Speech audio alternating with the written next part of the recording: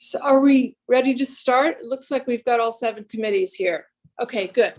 So welcome and thank you all for joining us to hear the results of the Career and Technical Education Study. We have 7 committees here and we'll see how things go when we open it up for questions.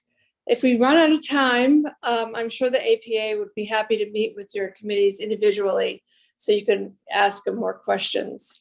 So to give you a little context, as many of you will recall, the legislature added language in Section 17 of Act 127 of 2022 that directed the Joint Fiscal Office to contract for an examination of the existing funding structures and governance structures of Vermont's CTE programs.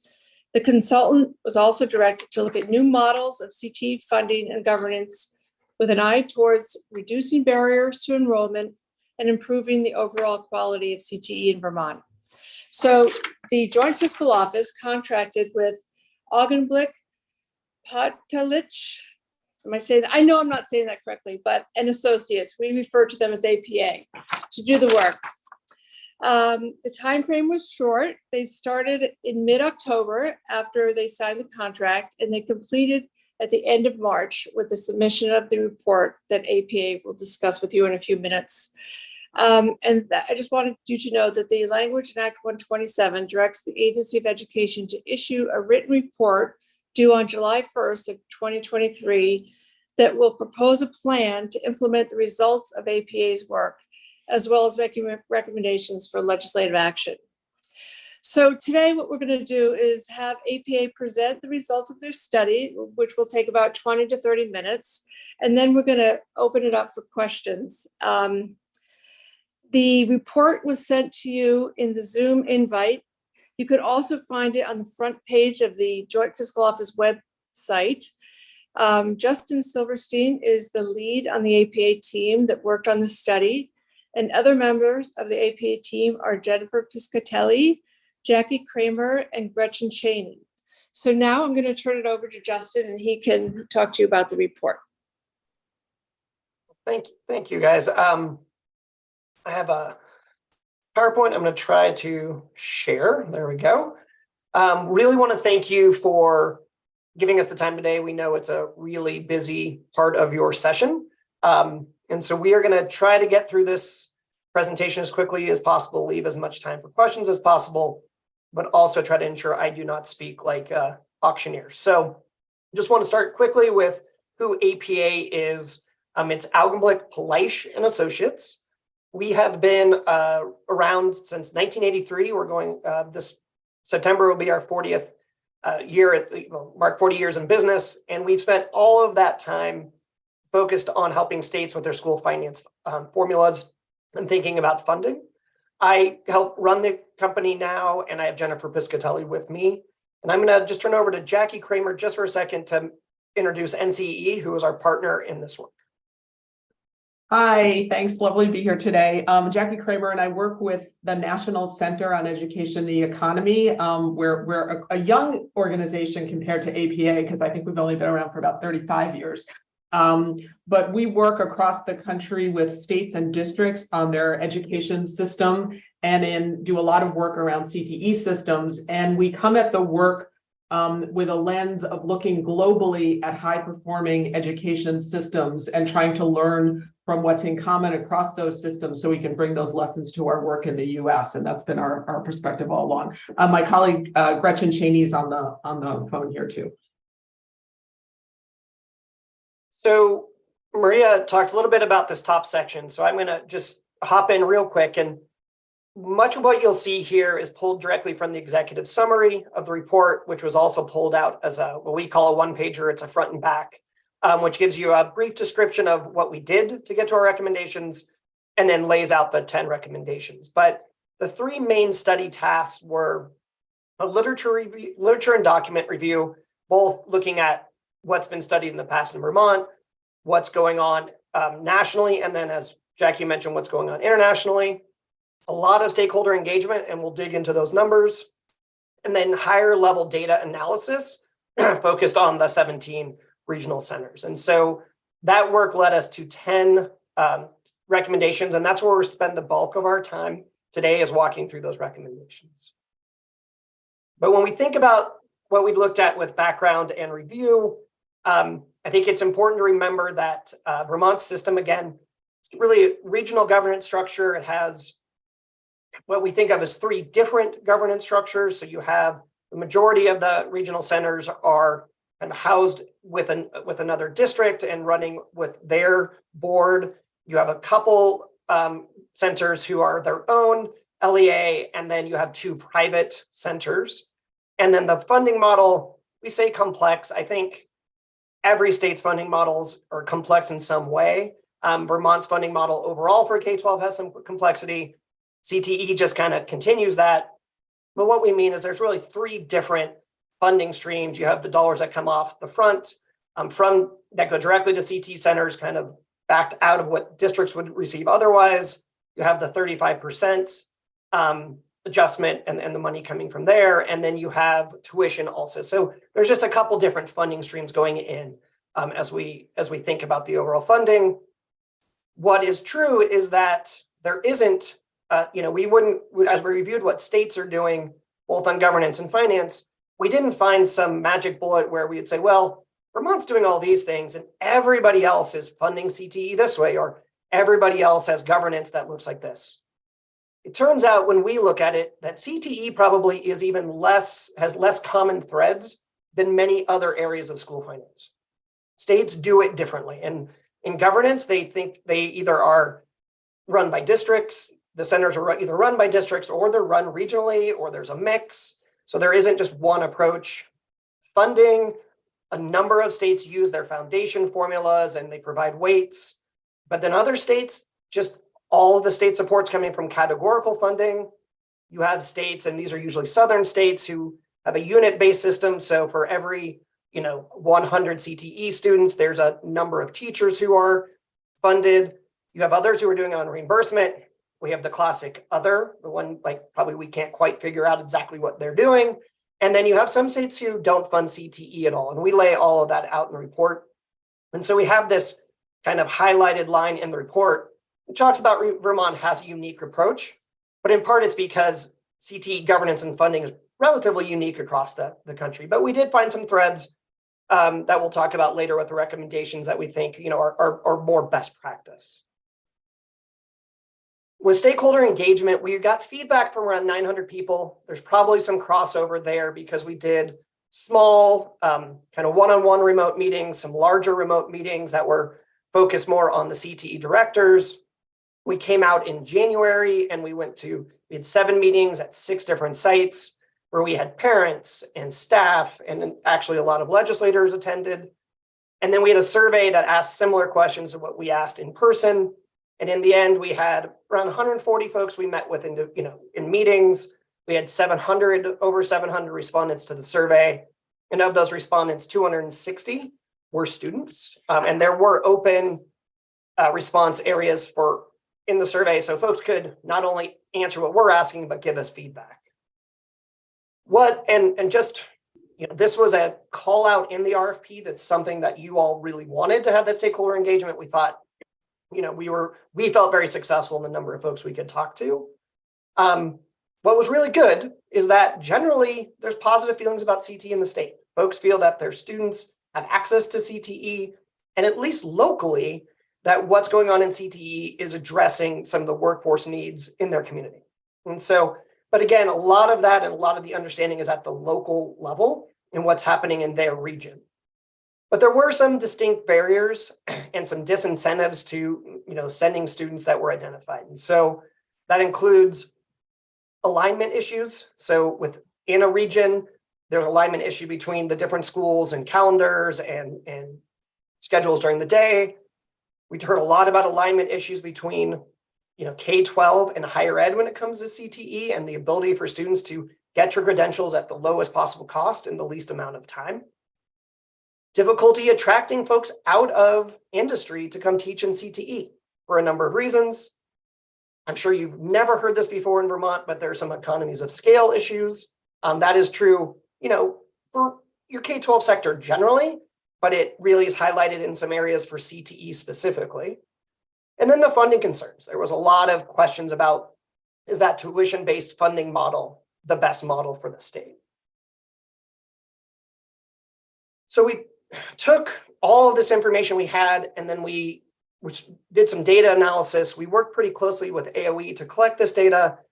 I think it's important to remember that this is high-level analysis, and it's higher level for a couple of reasons. One, the N is pretty small. So when you think of the number of centers, you're 17 total centers.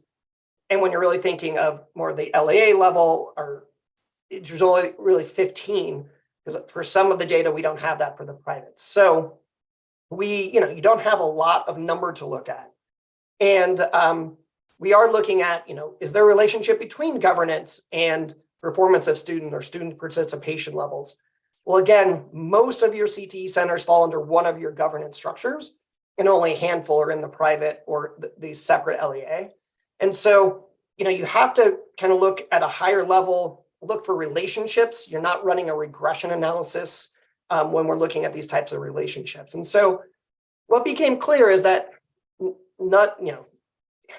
of the three governance structures, one didn't stand out as being better for student performance or for student participation or funding, and vice versa. Funding levels didn't predict which governance structure you'd be in or what performance level your students would have or what participation level. What we heard frequently throughout the study is that local connections, local relationships, what's being decided locally right now really is the best indicator of the CTE opportunities for kids. And the data backed that up. But what was true, and really isn't surprising as you run the numbers, but it's not what we were kind of predicting going in, is that proximity to a CTE center is the best predictor if a student will participate in CTE at all. And a student is twice as likely in the data we had to have some participation in CTE if they're on a shared campus versus coming from a sending school that's not on a shared campus. And so we took all this information, and there's a lot more information in the report. And I know that lots of folks will not have the time to read through the report, but there's more information in each of those pieces. But in the end, we took all of that and we came up with these 10 recommendations. But these 10 recommendations kind of exist in a certain construct, and we want to lay that out before we give it to you. And so first, and Maria mentioned this, the RFP explicitly asked us to look at reducing barriers to enrollment and improving quality. We then also, having talked to the stakeholders throughout, are also thinking about how do you ensure that CTE is meeting Vermont's workforce needs. So that's kind of the goal overall as we put together our recommendations. And within that, when you see our recommendations, you're going to see recommendations that tend to focus a little bit more on a state-centric system in different ways. And that's because we made the assumption that you as a state see CTE as a key part of your statewide workforce development system, and that you need to have a strong CTE system to meet the evolving workforce needs. And so you'll see that in a state that we know that has a really long history of really good, tight local control, lots of local decision-making. I was in town, I think on, back in the first week of March, we know what's going on here. But we had this lens of probably pulling it up a little bit, and again, having a little bit more of a statewide lens. But at the same time, the recommendations are still focused on these two biggest kind of areas of concern we heard, which were alignment and economies of scale. So that's where we get to these 10 recommendations. Each of the recommendations falls into one of four buckets. They're listed as recommendation 1 through 10, but they're within a bucket. And then within a bucket, we tend to put what we think of as lower hanging fruit. We're not saying it's low hanging fruit, but maybe lower hanging fruit kind of first. And then what probably is likely a larger systems change, different way about thinking about things last within that bucket. So the first funding recommendation is really thinking about this access for students, trying to overcome what we heard, both disincentives for sending schools and districts to send students to CTE centers, especially who are not on a shared campus, and then also transportation issues. So providing some additional funding and incentives or grants to overcome those issues. When we talk about these disincentives about sending, a lot of it is around that economies of scale. When you lose 5 or 10 juniors and seniors in a school that only has 30 or 40 juniors or seniors, and this isn't just CTE, it's also dual enrollment and other paths, it becomes harder to provide a robust educational opportunity for those kids. So how do we think about trying to help them overcome some of those economies of scale? On the transportation side, we hear a lot about students just the barriers on the time it can take for transportation being one of the reasons they will not participate in CTE or struggle to participate, or it makes it harder to get everything done. We think there is funding for transportation, we get it, but it's not for all the pieces of it, especially if a student's going to a program that's not linked to their high school, or it takes a lot of time for them to get to their home to the school where the bus is going to be. So thinking about how to use also regional transportation systems to really backstop the CTE programs.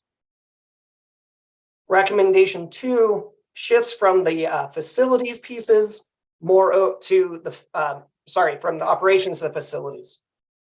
Our understanding, and I should have said this early on, we believe we know a lot about Vermont CTE right now, and there's still going to be plenty of people listening to this who've been in it longer and deeper.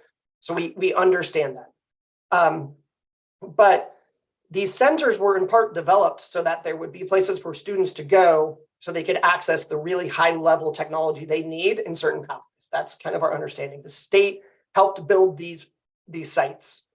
For a long time, they helped maintain those sites.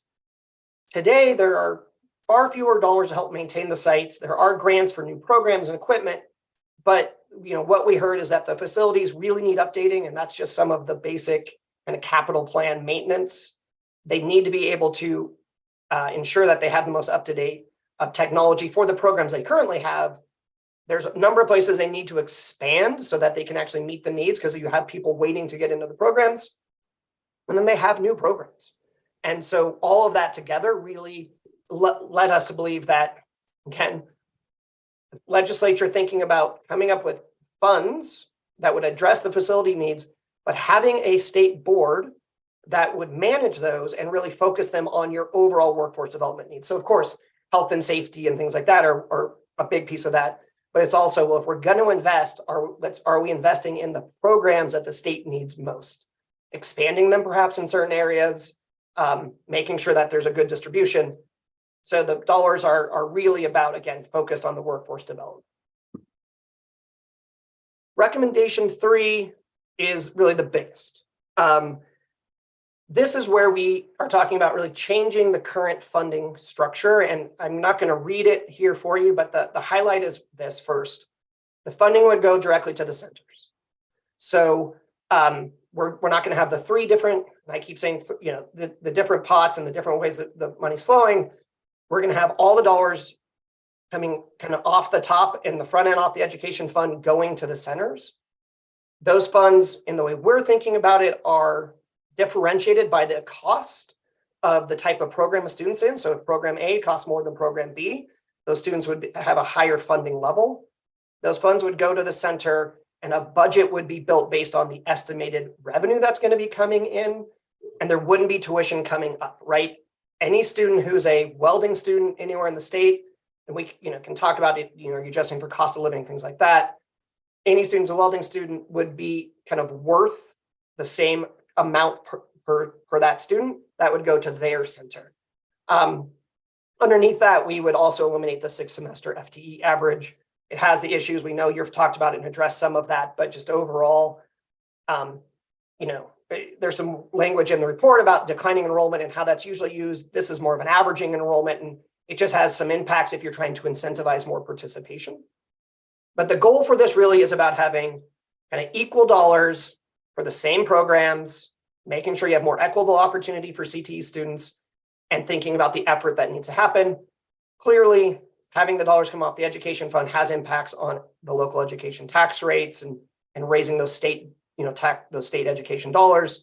Those would have to be addressed, and you have to think about who and how is budgeting done. Like, it does change some governance, but we do think it's the most equitable approach. And when you're thinking about more students and better CTE, we think this is one of those areas.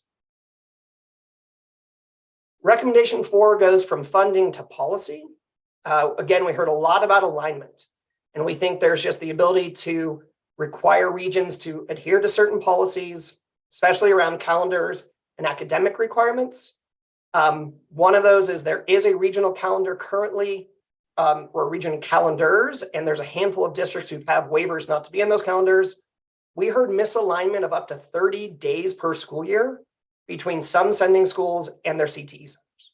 So you have 30 days where students are not getting that education. So getting as closely aligned as possible is important. That includes like when when PD is happening and things like that. For incentives to map bell schedules, to work better with these transportation changes that we've talked about. And then in the end, as we understand it, AOE has a mapping of certain CTE courses and the kind of science or math or English requirements they should be able to meet at a high school, but not all local boards accept them. And we understand, local boards have, they have the responsibility of setting the graduation requirements and what meets those goals. But for many students, that creates some real barriers because it's just more work, or they can't do CTE because they have to go back and meet those graduation requirements. And the belief on the ground is that requiring recognition of certain course requirements would really lower the burden for CTE students. Recommendation 5, again on policy, this is about teacher prep and licensure. Really boiling it down is that there are a number of districts today who do not recognize the credentials and experience of industry folks who want to come teach. And so when they get put into a salary schedule, they're basically a brand new teacher. And there effectively then is no incentive to come and teach in the CTE programs.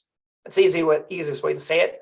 They're making far more in industry than they could as a teacher, even if they really want to teach. But there are some districts who have overcome this. They've mapped those credentials to their salary schedule. And we think incentivizing that or requiring that could really go a long way in helping to attract and retain qualified staff. We're switching now to state capacity. The first piece here is investing in additional staff at AOE to provide that technical assistance for CTE across the state. We heard throughout that capacity loss is not just in CTE for AOE. There's plenty of other places that's happened, but our focus is on CTE. We think the staff's doing a really good job. They're working really hard, but they don't have somebody who has a background in each of the pathways. So they have a hard time ensuring that best practices are happening in each of the centers and each of the pathways. Just increasing that will really help. They believe provide the technical assist, or we believe to provide the technical assistance to the centers. It also will help mapping CTE and the other flexible pathways, and in the end also help with oversight on the CTE centers and helping to ensure the more equitable opportunities. 7, as most of you probably know, the majority of the CTE coursework done in the state is at 11th and 12th grade. That's in law. There's some that's happening at 10th grade, but this is really on a back end of the system. A lot of that was the original design. You're sending students to where there's equipment and there's reason behind that. And so we understand the history, but what we were seeing and what we were hearing is that students don't have a really great awareness of CTE and the value and the things they can do with CTE as a career earlier on in their education planning. And so we would just require career exploration at middle school to increase that awareness. That can include having more, of an adopted curriculum or guidance for middle school around CTE, and also a common planning tool. But we want to say we don't think this is a thing educators don't want to do. In part, there's a lot they're being asked to do, and they don't necessarily have all the resources to get that done in middle school and even for some of the high school counseling. So it's ensuring there's the resources to get that done. Recommendation 8, again, is on state capacity. And this is one that I really highlighted earlier on. I'm going to say it again. It's encouraging greater alignment between your K-12 or your secondary part of K-12 and the post-secondary collaboration around CTE credentialing. I'm going to go to the bottom bullet first, right? The goal here is to ensure that the amount of time and the cost to get to the credential a student wants is similar in Vermont as it is in both your surrounding states and nationally. I think one of the most common things we heard was a student leaving the state, often just for New Hampshire, because they can get this done in a shorter amount of time for less cost. And once they get that credential, they don't tend to come home because students in CTE programs are in such high demand. They're getting poached right away locally for where they're having their education. So again, with a workforce development focus, you've got to kind of solve that issue. So now we're getting into the larger systems changes. Only two more. You'll get to stop listening to me here in just a second. The first is digging a little deeper into where could some of the programs currently offered at CTE centers, could they be offered either at sending schools or even on some college campuses? Thinking more about programs that don't need the higher level technology or equipment. CTE centers would still be responsible for the education. They would still be part of the system. But when we think about things like coding or some other things that could really probably be done online with a teacher in one place and students in another, that would also free up, it would free up space in the CTE centers for some of those more technology demanding programs and be able to expand those programs a bit with that sophisticated equipment. And the last one, and the one where probably, I'm happy I'm here in Denver and not necessarily in person. But again, when we're thinking about if CTE is part of the engine for the state's workforce development, making sure you have the right people going into the future, and looking at what some other states do too, could the state either go to a single district for CTE with the center still running, still providing the services, still having those relationships, or perhaps 3, 4, or 5 regional, so that you get more coordination, you get better economies of scale, a little bit more centralized decision making.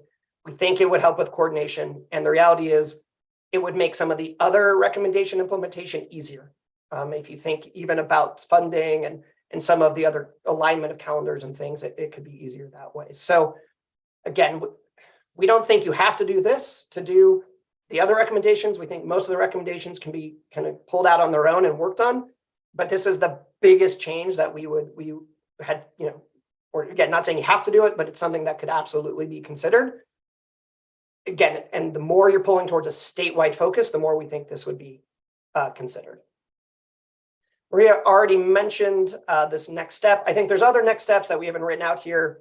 On any given recommendation, there could be some cost work that needs to be done. How much is the additional cost of one program versus another? What would an incentive amount look like for a sending school? Those things would still have to be modeled and worked on. And so there are things the legislature would need to do. There's policy or work that needs to be done. There's also probably things that would land in AOE's kind of purview. And then you definitely need to engage, as always, those stakeholders and those leaders in the CTEs. And we'll turn it over to questions.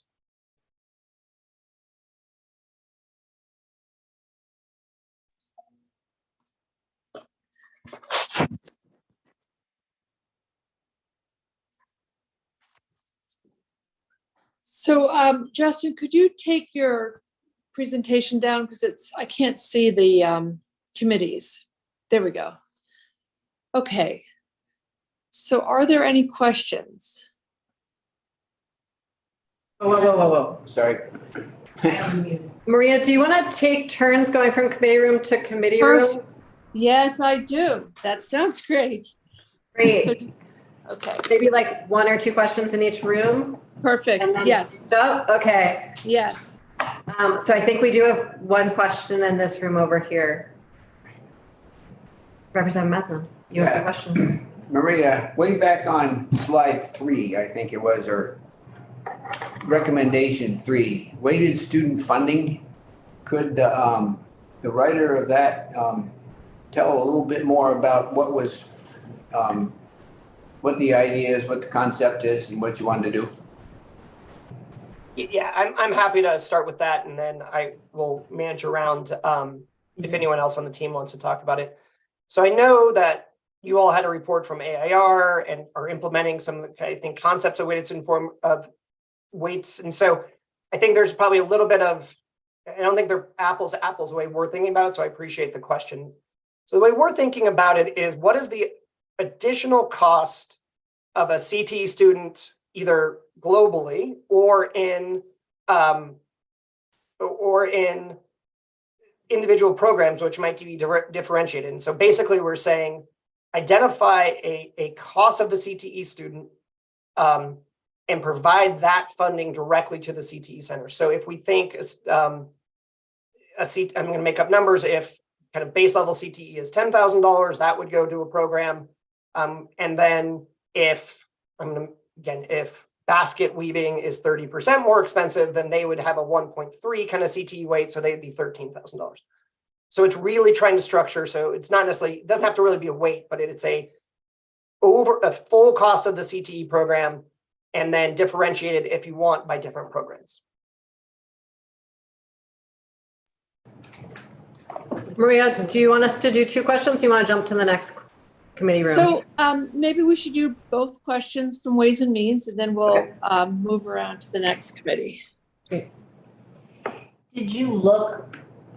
Yeah. Did you look to see if anyone in the nation is offering CTE starting in the very youngest grades? And if you did and they weren't, then do you know of anywhere in the world that has that offering? I'm going to look for, go ahead, Jackie. I think a lot of, and Gretchen can chime in here, but other states allow students to begin CTE programs often starting in 9th or 10th grade. Vermont is a little bit unusual in having programs start only in 11th and 12th grade, which raises some issues for students, at least from what we've heard, in being able to complete the full program in that period of time and their other high school graduation requirements. The other part of that is that some places in Vermont also are now running career exploration and pre-CTE programs for some students in 9th and 10th grade, which is something that's happening increasingly around the country, but also for middle school students in many places in the country are beginning to run formal career exploration and sort of exposure to some of the CTE programs at the middle school level, so that students sort of have a flavor of what they're going to be offered when they get to high school, and they can really think about the kind of, the work that they have to do to prepare for that. I think if you look internationally, that's certainly the case. A lot of countries around the world begin to allow students have applied ways of learning and CTE programs earlier than what you would say in 11th grade here, more at age 15 and 16. And one thing we noticed too in Vermont is there are those pre-tech and exploratory programs in 9th and 10th grade, but they aren't always accessible to all students. Some regional centers offer them and some do not. And so a lot of it's just sort of the equity of it, and shouldn't more students be getting some of these earlier experiences and exposure, whether it's in 9th and 10th grade or even as early as middle school through maybe a curriculum. Some states like North Carolina have put together a whole curriculum that is intentionally designed to introduce kids to CTE offerings in high school. I think one of the other things we noticed in Vermont was that some of the regions that do offer it, it's sometimes only offered to students who are in the sending school, who are part of the sending school, not to other schools who would have to bring, would have to transport students there. So it, it raises some of the transportation issues that Justin mentioned. Okay, should we move to Senate Finance? I'm just going to go around the screen. Are there any questions in Senate Finance? We're fine. We're fine. You're fine. Okay, good. Thank you. How about House Commerce and Economic Development? We're going to pass. Maria, we're going to pass on questions because we're going to be having a session with the team Perfect. from 4 to 5. Oh, okay, good. That's great. Okay, so how about Senate Education? Yeah, we have 2 questions, Senator Schuler. Oh, thank you. Yes, so most of you know I live in Burlington, and our tech center got closed down, and we had to pivot and push some of our programs out into the community, and have found some success in that. So I'm looking particularly at recommendation 9, larger systems change. I love the idea of pushing out into the community. I like the idea of embedding programs into the sending schools. I was wondering if you could talk a little bit more about collaborating with colleges.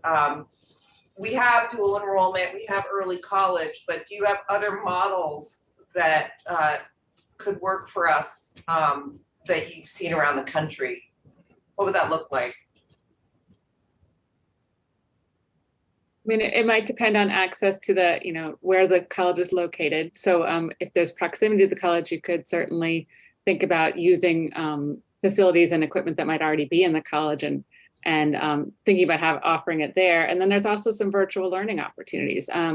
We've seen Arkansas has a new kind of effort to pair up CTE with community colleges and the workforce development system and think about where are there already kind of adult training opportunities in the state and maybe in some of the more rural inaccessible areas for students, and having students be able to go there and use some of their virtual reality kinds of technology to kind of immerse themselves in and get a taste of what the workplace might look like, what a work task might look like, get a different experience just without even have to leave their community. So it broadens up and gives you a whole different range of experiences you can give to students through the technology piece. So there are different ways to think about it. We could certainly provide some more models if that's helpful.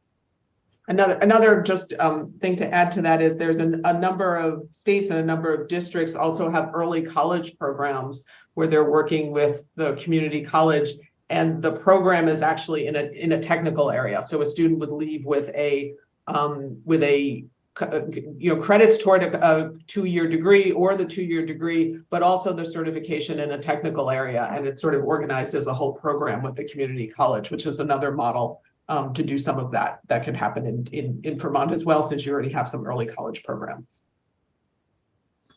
And then our second question has to do with lowering the grades. Have you worked with a state that has made more students eligible, and how disruptive has that been to financing, to hiring new teachers, all that kind of thing? I guess it would depend on the CTE Center and how prepared they were, but even, can you give us any examples, anything in that area?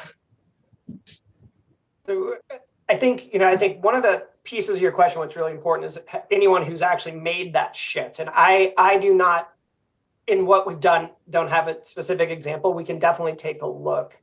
I think part of the recommendation, even in 9, of some of the mapping is to free up the spaces. Right. So to your point, like especially the higher technology need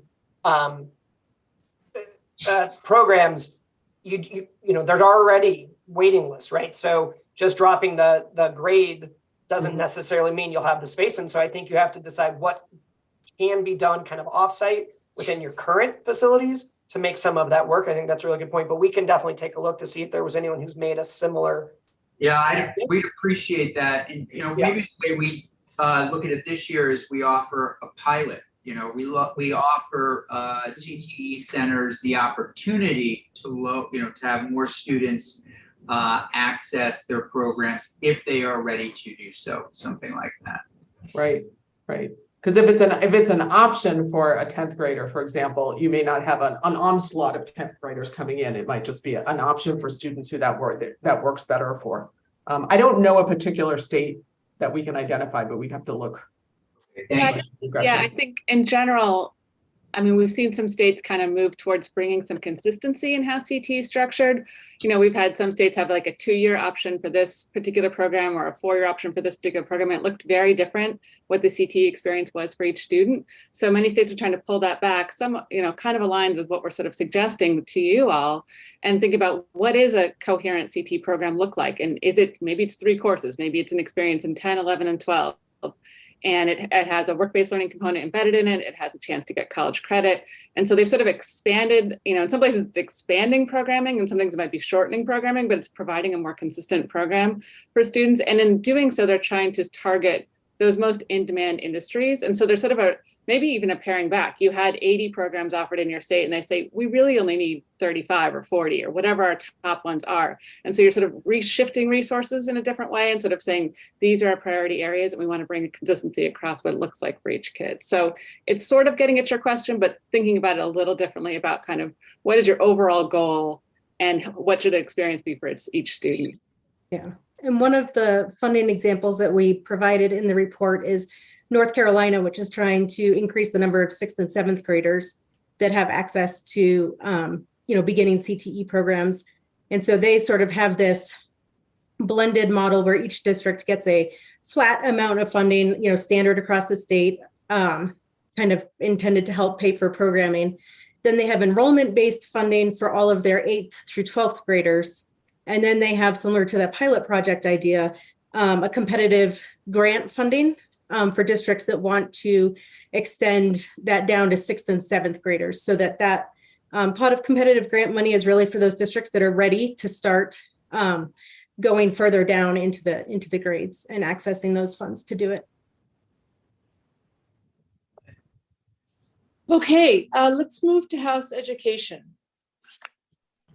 Thanks. Two, what I think will be quick questions. One is how many guardrails or how many limits does taking Perkins grant dollars put on CTEs and what they can and can't do? That'd be question one. And question two is, did you find any significant difference to accessing or barriers between our CTEs that are independently governed and our CTEs that are governed by their home school district? There are 4 independently governed ones. So I will take the second question first because I absolutely can answer that one. And I'm going to probably punt to some other folks on the Perkins piece. And if not, we will work with our AOE folks to make sure that we can answer that just right. We did not see much differentiation by governance structure in participation. So that is in the report in the data analysis section.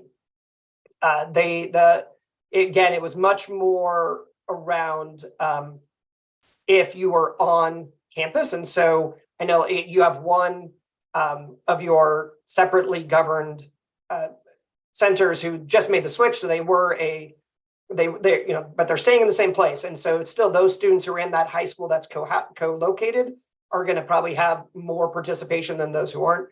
So it really wasn't as much about the governance structure as it was about proximity. Once you get out to and actually look under the hood of where the kids are coming from within that regional center. Jackie or Gretchen on the Perkins side. Was the Perkins question focused on the state level funding, like the statewide leadership activities? Is that what you're asking about? I was just curious to know if the Perkins money comes with strings attached that limit sort of like what CTEs can offer or not offer, or if it would affect some of the recommendations in any way.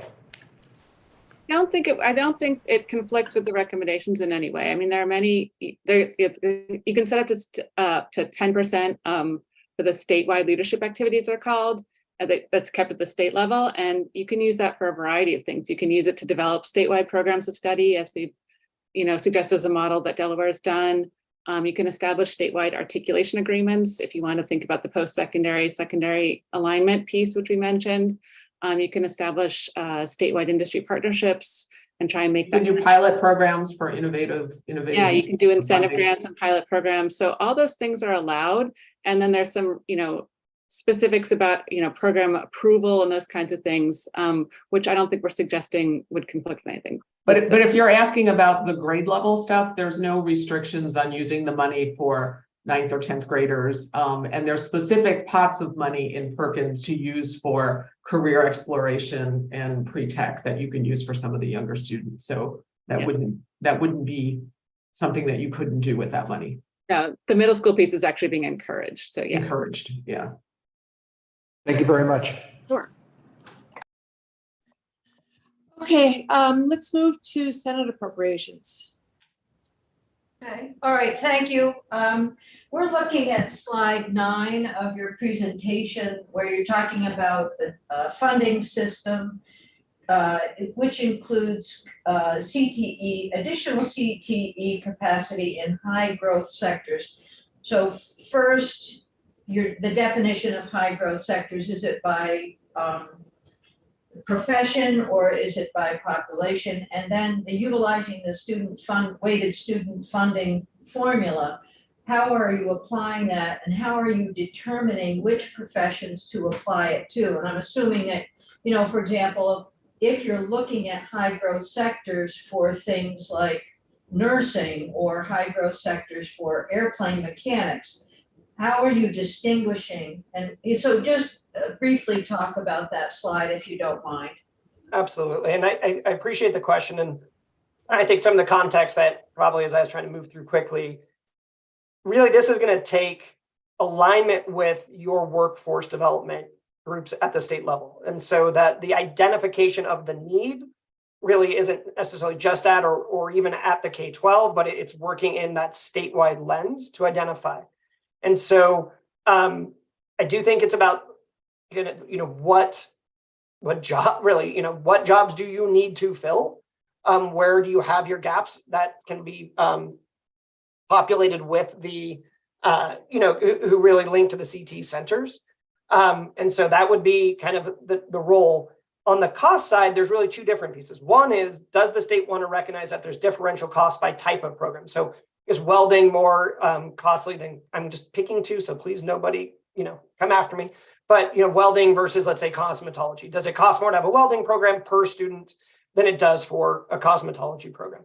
And so that would be, if we're going to have the programs, do we differentiate the funding so that the centers themselves have the adequate, have the level of resource they need if they have more high-tech industry versus maybe lower tech industry? That's one. The incentivizing side is really the state determining, are we trying to get centers to have more of these students graduating and getting credentials? And if so, do we go maybe beyond the actual cost that we've identified through what would be separate study and actually say, well, if we're going to help you probably with equipment, and then we're also going to give you maybe what we think is above cost for a period of time to incentivize you to put these programs in place. Now, again, it's really a lot of state work, and I think Jackie and Gretchen can probably talk about it better of what are the pieces kind of outside the K-12 and CTE sector that need to be in place to be informing these decisions if you put something like this in place. Yeah, I mean, one other just comment on that is it's a question of thinking about what Vermont's strategy is for its workforce system and understanding both what the needs are going to be, but also looking forward and thinking about what Vermont wants its economy to look like and what kind of a workforce it wants to build. I mean, it's striking when you look across international some of the international places that we look at, that they actually have offices called things like the anticipation unit, which looks ahead and thinks about, like, if we want to build a real high-tech economy in our state, what kind of a workforce are we going to need, and would incentivize CTE centers and schools to sort of start developing the workforce that they will need for what they want to see as well.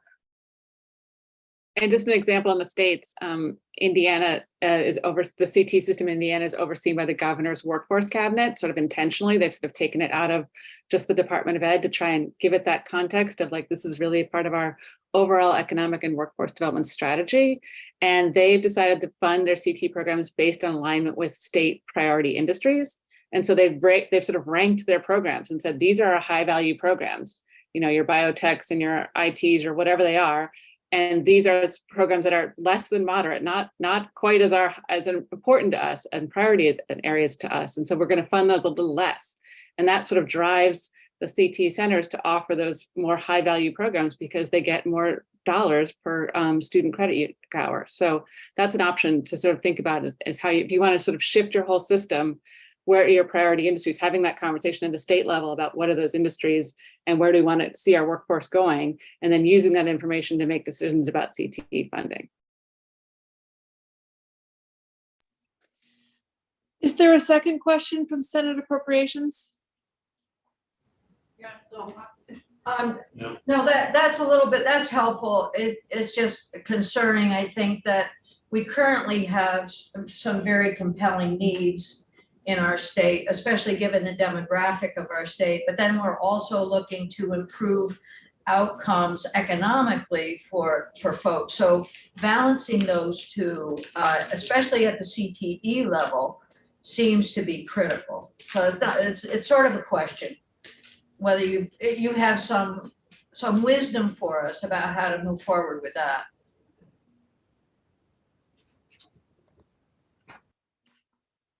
Yeah, I think let us think on that one a little bit, and we can definitely we can loop back through with Maria. But that's, Okay. I think that is the key question to consider though, yeah. Okay, so now we have House appropriations. Thank you. Representative Mahali? So I'm wondering if you could address a policy and financial, shall I say, tension that I see in your report. On the one hand, you have this really interesting and intuitive conclusion that the highest participation is when the center is right embedded in the school. So that would imply more centers, not less. On the other hand, you are suggesting that we should be more sophisticated in our approach to technology. And for example, Vermont Technical College used a federal grant that was a lot of money to build a high technology center. And they're considering, and we're in fact considering funding a 3D printing center and, very sophisticated machines. And I'm wondering, how do you bridge that? Because there isn't enough money in Vermont to duplicate what's at VTC, even regionally, much less in these individuals. The only thing I see in your report addressing that is your suggestion that remote learning technology would help. I agree it would help, but so much of this work is hands-on with the machines. So what are your thoughts on that? I'll start, and I think it does come back to kind of a combination of that recommendation 9, and to your point. So mapping what really has to be done in person, absolutely has to be done in person at these centers that you have built and you've put a lot of resources into, and what could be done in different settings, and so that you would free up capacity, because you're absolutely right. There are things that are going to have to be done in person. And so there's a balance, there's absolutely a balance there. And so I think that's a big part of 9 is really trying that scope to try to land that. And then over time, really trying to find that balance. But you're absolutely right. Like the more perhaps lower level, less technology need parts of a program that could be done at a sending school or something more regionally, I think you'll get more participation and at the same time free up some space for those students at the back end who need the technology to get that done. And I'm gonna, Jackie and Gretchen would probably have a better kind of way to talk about some of that too. I mean, Gretchen, you may have some other thoughts on it, but I think, it's going to be a mix of strategies. It's going to be, as Justin said, of seeing if there's programs that can be based at the technical college, at locations like in Burlington, at workplaces, at locations in the community as well. So what programs and what portion of programs might be able to be done virtually. And, I don't think there's a simple answer to it, because it gets complicated in a state like Vermont, where there's, transportation issues and rural communities where you don't have access to the resources. So I think you've identified a real tension and something that's going to have to be thought about, not in a very simple way, but in a way of really planning things out statewide, and then looking in each community and figuring out how to address access issues in the most creative ways that you can.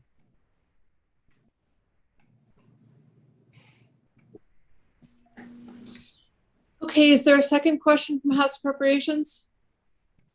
No, not at the moment. Thanks, Maria. Okay, great.